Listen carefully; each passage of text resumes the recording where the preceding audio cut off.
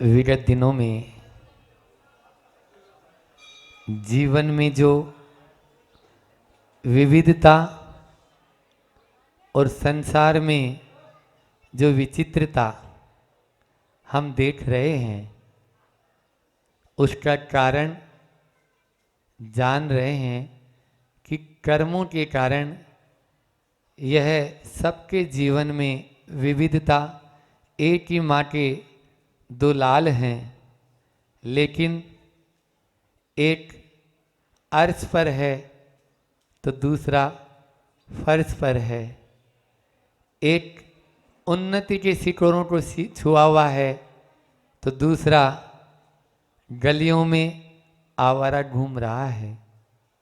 ये सब उन कर्मों के जो अपने अपने किए कर्म हैं, उन कर्मों का फल हम सब भोग रहे हैं। विगत दिनों में इसी अभिप्राय को लेकर लगभग 6-7 दिन से यह क्रम चल रहा है और आगे भी चलेगा, लेकिन बीच में टेस्ट भी चेंज होना चाहिए।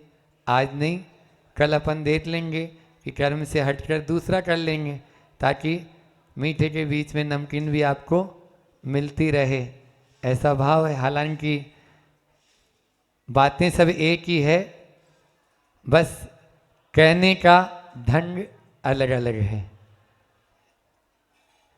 तो बात चल रही है कर्म को करना, कर्म को उदय में जब आता है तो भोगना और कर्म का बंधना। इनमें हम अपने आप को नवीन कर्म का बंध न हो कैसे बचा लें, यही रात दिन चिंतन होना चाहिए। और उसी से हम आगामी जो कर्म हैं बंध से बच सकते हैं। जब तक शरीर है तब तक कर्म बंध तो चलता ही रहेगा। शरीर जिस दिन छूटेगा, 13वें गुण स्थान तक योग है, शरीर है, 14वें में भी शरीर है अभी, तब तक वह चल रहा है। इसलिए इस शरीर के माध्यम से हम न जाने कितने कर्म कर रहे हैं, जिनके माध्यम से कितने कर्मों को हम बांध भी रहे हैं। उन कर्मों से बंध से बचना है। जैसे वस्त्र गंदा हो जाता है, वस्त्र गंदा हो जाता है तो साबुन और सोडा से धोकर साफ करने की चिंता करते हैं। इस आत्मा पर कब से यह कर्म की कीटिमा कालीमा चढ़ी हुई है, उस पर क्यों नहीं सोडा लगा रहे, क्यों नहीं साबुन लगा रहे? तब तो जाकर बोलते हैं नहीं नहीं अच्छी कंपनी का देना, एक बार लगाने से ही तुरंत साफ हो जाए। ऐसा नहीं, तुम क्या साबुन दे दिए, उस साबुन को घिसते ही रहते हैं लेकिन साफ ही नहीं होता है।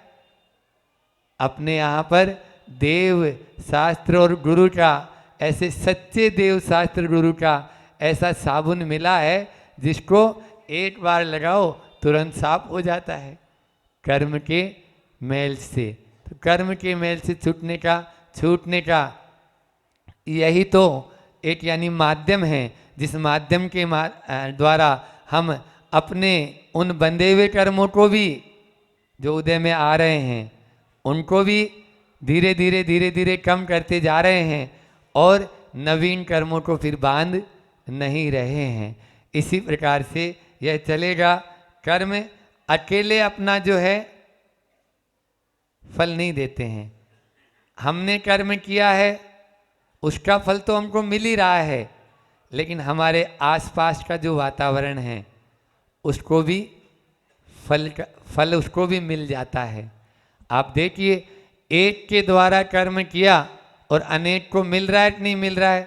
आज आचार्य गुरुवर हैं, उन्होंने उनका पुण्य कर्म है और उस पुण्य कर्म का प्रभाव हम लोगों पर भी पड़ रहा है या नहीं पड़ रहा है? तो इसलिए एक कर्म करते हैं, तीर्थंकर के सानिध्य में न जाने कितने लोगों का उद्धार हो जाता है। वो स्वयं अपनी आत्मा का कल्याण तो करते ही हैं, जो उनके सामीप्य में आता है अच्छे से अच्छे बिगड़े वाले भी सुधर जाते हैं।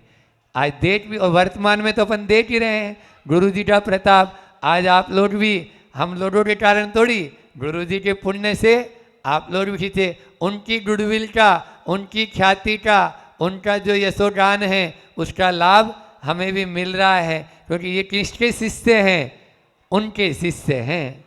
ये तुरंत यानी जो है ना, और उनके शिष्य बजते ही आप लोगों के मन में भी तुरंत तो वो मार का लगा है, वो ठप्पा लगा है।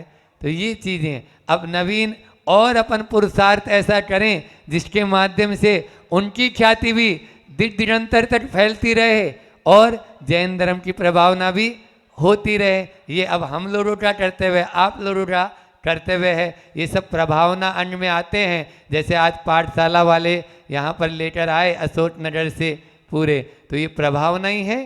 तीर्थ यात्रा कराना, गुरुओं के दर्शन कराना, यहाँ तो दो दो काम हो गए कि अतिशय क्षेत्र है, एक तरह से बड़े बाबा के दर्शन हो गए और साथ में गुरुओं के भी दर्शन हो गए हैं। तो ये आप लोगों को लाभ मिलता ही है। और ये सभी तो कर्म अपने लिए पुण्य को बढ़ाने वाले हैं। कैसे हम कर्म करें, इसी की चर्चा प्रतिदिन हम करते जा रहे हैं। कर्म ऐसे करें जो जिनका फल हमको मिले तो हम रोए नहीं, जिनका फल हमको जब मिले तो रोए नहीं, अपितु उसके उदय में और अधिक पुण्य कर्म करने का भाव हो। होता क्या है कि हम कर्म करते हैं और उस कर्म के माध्यम से जब वो फलित होकर आता है तो गाफिल हो जाते हैं, है ना, संश्लेष परिणाम कर लेते हैं। और या फिर पुण्य कर्म फलता है तो अहंकार में आ जाते हैं। अब अहंकार में आ गए तो भी नवीन कर्म बांध लेंगे, और यदि गाफिल हो गए, संश्लेष परिणाम कर लिए तो भी नवीन कर्म बांध लेंगे। तो नूतन कर्मों के बंध से बचना है। कुछ लोग ऐसे होते हैं, आज चर्चा कर रहे हैं कि कितने लोग, कितने तरह के लोग होते हैं और कैसे कर्म का वो फल चाहते हैं। आज चर्चा करना है मुझे, कितने तरह के लोग हैं जो कैसा फल चाहते हैं, कैसे कर्म करते हैं फल का यानी चाहने के लिए। और उसमें अपना आप लोग एनालिसिस कर लेना, विश्लेषण कर लेना कि हम कहाँ पर हैं, हम कहाँ पर हैं, यही अपने को देखना है। उसी के लिए अपन यहाँ बैठे हैं, एक दूसरे से बात करने के लिए। तो यहाँ पहले वो लोग हैं जो कर्म करना नहीं चाहते, अपितु फल पहले चाहते हैं। कर्म करना नहीं चाहते, अपितु फल पहले चाहते हैं। आजकल, आज वर्तमान में बहुत तेरे लोग ऐसे ही हैं कि हमें कर्म नहीं करें और फल मिल जाए। ऐसा हो सकता है क्या? ये लॉटरी का सिस्टम चला था ना, वही बिगड़ के अब सट्टा का हो गया, और वही फिर सट्टे के बाद में अब फाट का हो गया, है ना। फाट का या शेयर ये जो चलते हैं, ये सब क्या है? हम कर्म नहीं करें और हमको फल मिल जाए, मेहनत नहीं करें और घर हमारा खूब धन दौलत से भर जाए, कुछ नहीं होगा। यदि इस तरह का करेंगे, ये शुद्ध पाप है। क्या है? बोले महाराज पाप भी शुद्ध होता है क्या? हाँ, खाटी पाप है, शुद्ध पाप है। आप लोग यदि बिना कर्म के यदि फल की इच्छा कर रहे हैं तो निश्चित रूप से मान के चले, ये तो वही हो गया कि wealth without work, without work wealth चाह रहे हैं, संपत्ति चाह रहे हैं, धन चाह रहे हैं। तो इसमें तो आपको जिस प्रकार से आपका मान लीजिए मॉरलिटी बिल्कुल नहीं है आपके भीतर में, और नॉलेज खूब है, नॉलेज तो खूब है, ज्ञान खूब है, लेकिन मॉरलिटी नहीं है। क्या काम की है? क्या बताओ? बिना ज्ञान, ज्ञान ऐसा ज्ञान क्या काम का जो कर्तव्यहीन बना दे, या हमारे में कर्तव्यहीनता है, ऐसा ज्ञान कुछ भी काम का नहीं है। सुन रहे बच्चों? आप लोगों के मतलब की बात बोल रहे हैं।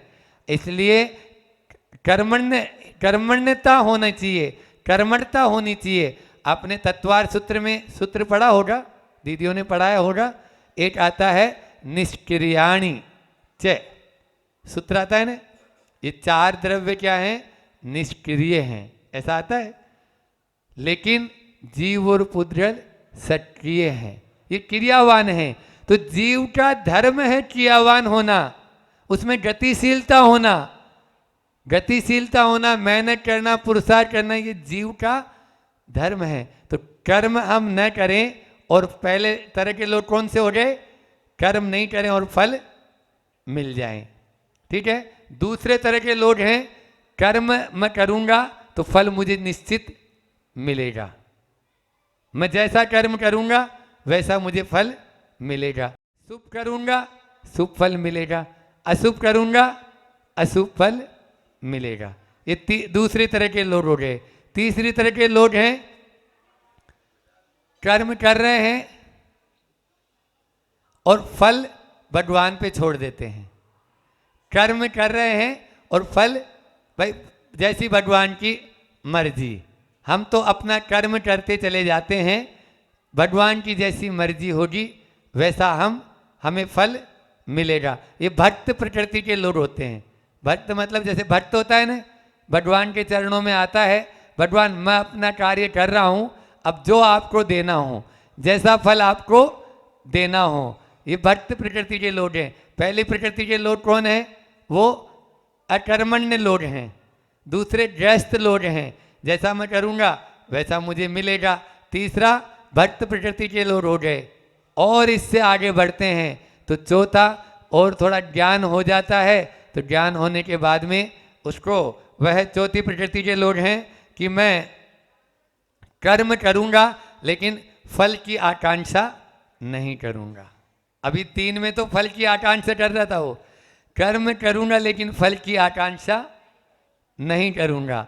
ऐसे लोग अपने आप में रहते हैं कि हम कर्म करते चले जाएं, फल की इच्छा ना करें। गीता में भी तो कहा है श्री कृष्ण ने कि कर्म करो फल की इच्छा मत करो। और इससे ऊपर उठते हैं, आगे बढ़ते हैं तो 5वीं प्रकृति के लोग हैं कि कर्म न तो कर्म करना और न फल भोगना। इसमें 2 तरह के लोग हो सकते हैं। पहले वो जो शुद्ध उपयोग में जी रहे हैं, ऊपर की भूमिका में जी रहे हैं, है ना। और दूसरे वो जिन्हें संसार में पुरुषार्थ से कोई मतलब है ही नहीं, पुरुषार्थ से कोई मतलब नहीं है, वो निठल्ले जिनको बोलेंगे। अपनी भाषा में क्या बोलेंगे? निठल्ले। कोई काम नहीं करना उनको, नहीं काम भी नहीं करेंगे। हमने ऐसा भी व्यक्ति को हम जानते हैं जो जैसे 100 रुपये कमा लिया ना उसने, अब 100 रुपये में रोटी कितने दिन मिल जाएगी अपन को? बोले मैं हूँ और मेरी पत्नी और एक बच्चा है, तो 100 रुपये में 2 या 3 दिन रोटी खा लेगा। तो अब 3 दिन काम नहीं करेगा, 2 दिन, फिर जब वो खत्म हो जाएगा तब काम करेगा। ऐसे भी तो ये ऐसे कार्य होता है क्या? नहीं हो सकता है। इसलिए इन 5 में आप अपनी कैटेगरी देख लें कि हमें कहाँ पर हैं, हम कहाँ पर हैं, हमें काम अकर्मण्यता से बचें। सबसे पहला आज इस पूरे प्रवचन का भी सार यही है कि हमें कर्मशीलता होना है, हमें कर्मठता हमारे अंदर में आनी चाहिए। यदि हम मान लीजिए विदाउट भैरव सिंह शेखावत जब राजस्थान के कभी मुख्यमंत्री हुआ करते थे, इनको मालूम है आज ये आए हुए हैं, तो उस समय आरक्षण के ऊपर बहुत बड़ा बवाल खड़ा हुआ था और वो बवाल में सारे कर्मचारियों ने भी हड़ताल कर दी थी। तो भैरव सिंह शेखावत ने एक ही बोला था, काम नहीं तो वेतन नहीं, काम नहीं तो वेतन नहीं। उस चीज को हम बहुत अच्छा मानते हैं, काम नहीं तो वेतन नहीं। आज जापान 2 बार पूरा का पूरा समाप्त कर दिया, हिरोशिमा और नागासाकी जो हुए थे बम ब्लास्ट, पूरा का पूरा सपाट कर दिया। खड़ा क्यों हो गया? बोलो, खड़ा क्यों हो गया? इसलिए खड़ा हो गया, आज जापान फिर से वापस सारी देशों टक्कर देता है और मेड इन जापान सब चीज़ों पे लिखा हुआ आता है। क्यों देता है? क्योंकि वहाँ पे हड़ताल नाम की चीज़ नहीं है, हड़ताल है ही नहीं। हाँ, ये भारत में ये कहाँ से आ गया? पहले नहीं था ये। लॉर्ड मेकाले ने जब से हमारी शिक्षा पद्धति पर आक्रमण किया, तब से ये रग रग में आ गया कि मैं बिना काम करे मुझे सब कुछ मिल जाए, बिना मैं काम नहीं करूं। हर व्यक्ति ये या तो कमीशन लेना चाहेगा थोड़ा सा भी, एक बच्चे को बोले जाए 1 किलो चीनी लिया बेटा बाजार से, वो पहले अपने चॉकलेट का पैसा पहले उसमें से निकाल लेगा। बोले तुम इतनी चीनी कम दे दे, कौन सी माँ तोलने वाली है? बोलो, ये हमारे अंदर में आ चुका है। तो ये कर्म तो हमारे कर्म गलत हो गया ना, वो तो है ही नहीं ऐसा कर्म तो, और वो शुद्ध हमें पाप कर्म का बंध ही करा रहे हैं। इसलिए ऐसा हम कोई भी काम नहीं करें जिसके माध्यम से हमें गतिशील बनना है। चरे वेती चरे वेती चरे वेती, चलते चलो चलते चलो, मंजिल आपके पद चूमेगी। वहां पर डोंगरगढ़ में एक पाठशाला बहुत आचार्य श्री को प्रिय रहती थी कि लक्षण ओजल होने पाए, कदम मिला कर चल, मंजिल तेरे पग चूमेगी, आज नहीं तो कल। अभी यहाँ जब शिविर लगाता तो रोज हम कराते थे, उसमें प्रतिक्रमण के बाद ये बुलवाए 2-3 बार। क्यों नहीं? जो गुरु जी को पसंद है वो बात तो सबको पसंद आएगी। और ये है भी, वास्तविकता भी इसमें है कि हमें ऐसा, यानी कोई, आप देखो नदी है ना, नदी, वो नदी बहती चली जाती है, और जैसे जैसे वो नदी बहती जाती है उसमें किसी तरह का कोई भी हमेशा स्वच्छता बनी रहती है। एक बार ऐसा हुआ, नदी विभिन्न धाराओं में बह रही थी, एक धारा बोली, अब एक पेड़ आया, आम का बड़ा पेड़ आया, और उस पेड़ के पास में वो धारा रुक गई। तो उसकी जो सहेली थी, सुन रही हो नहीं सुन रही हो, सहेली थी, उसने बोला तुम यहीं क्यों रुक गई? बोले अब नहीं, हम तो यहीं रुकेंगे, तुम्हें जाना हो तो तुम जाओ। बोले नहीं नहीं, आगे चलो, आगे चलेंगे। अब वो धारा वहीं पे रुक गई, और वो उसको समझा रही है। देखा उस धारा ने, जो चल रही है जो धारा, वो वहाँ रुक गई, तालाब का रूप ले लिया, तालाब का रूप ले लिया। कुछ दिन में पानी में ऊपर काई जमना शुरू हो गई, क्योंकि बहता पानी निर्मला, साधु भी चलता हुआ अच्छा माना जाता है। जैसे पानी बहता हुआ अच्छा है, वैसे ही साधु भी एक जगह रुकना अच्छा नहीं है। बामोरा वाले तो सुन ही रहे हैं, समझ भी रहे हैं इस बात को, क्योंकि निकट आ रहा है इस समय तो धीरे धीरे। तो वही तो बहता पानी निर्मला, अब वो काई जम गई, कुछ दिन में पानी सड़ना शुरू हो गया। अभी तक तो उसमें लोग नहाते थे, कपड़े धोते थे, अब वो भी बंद हो गया, और थोड़े धीरे धीरे धीरे धीरे वो कीचड़ का रूप हो गया। यदि रुक जाएंगे बच्चों, सुन रहे हो नहीं सुन रहे हो, तो हमारा भी यही रस्व होगा जो उस पानी का हुआ है। इसलिए जैसे नदी हमेशा चलती रहती है, सूरज कभी रविवार मनाता है? बोलो, तो फिर भले उसका नाम रवि है, लेकिन रविवार कभी नहीं मनाता, वो छुट्टी नहीं करता। ऐसे ही अपन को भी चलते जाना है, चलते जाना है, चलते जाना, रुक जाना नहीं तू कहीं हार के, कांटों पर चलकर मिलेंगे रास्ते बाहर के, राही हो राही। चलिए एक हाइकू ले लेते हैं कि आगे तो बढ़ो, आगे तो बढ़ो, इतिहास तो पढ़ो। आचार्य श्री का हाइकू है ये, आगे तो बढ़ो, इतिहास तो पढ़ो, जीना तो चढ़ो, जीना तो चढ़ो।